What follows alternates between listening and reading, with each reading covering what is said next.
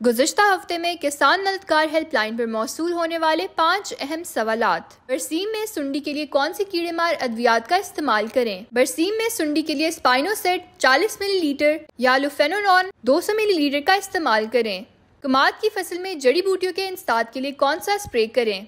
कमाद की फसल में जड़ी बूटियों के इंसदाद के लिए रिमसल्फ्यूरॉन, क्यूजेलोफॉप और मेट्रीब्यूजिन मिक्स करके स्प्रे करें, या फिर इसके अलावा मीजोट्रियन, एस्ट्राजीन और हेलोसल्फ्यूरॉन का स्प्रे करें।